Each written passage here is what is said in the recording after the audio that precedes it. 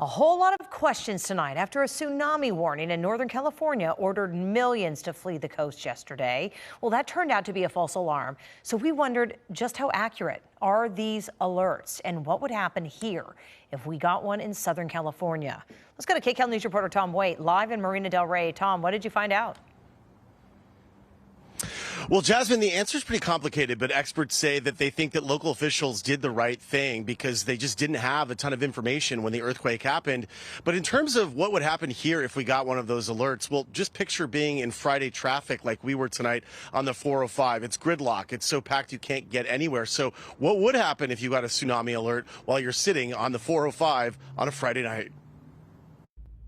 Friday night traffic on the 405, total gridlock. Imagine getting a text with a tsunami warning telling you to evacuate while you're trapped in this. If you think it can't happen, just rewind 24 hours. Check out this tweet from Berkeley in Northern California after Thursday's massive 7.0 quake off the coast. The city of Berkeley has issued an evacuation order due to a tsunami coming to West Berkeley. Evacuate now. People in the tsunami zone are in immediate danger. Because of the traffic here, you've just imagined that everybody wants to rush out.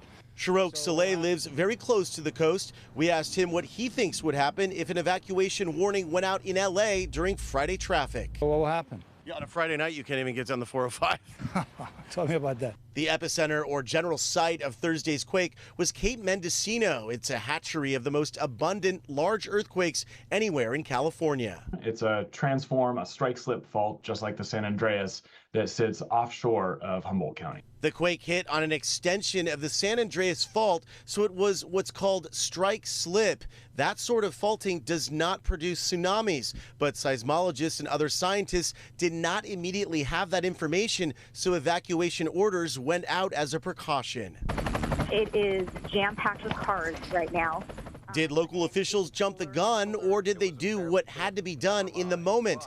Dave Snyder is a tsunami warning coordinator with the National Oceanic and Atmospheric Administration, or NOAA. What I would say today, based on what I understand, is that I think everybody did the right thing. In the absence of more information and more data-specific information that informs us to do a different alert, you got the alert, you responded to that, you did the right thing and moved away from the coast. But the challenge that we have in that immediate moment is we don't have all the information about the earthquake. And that takes about another 20 minutes or so to get from the USGS, who is analyzing how the earth moved under the ocean.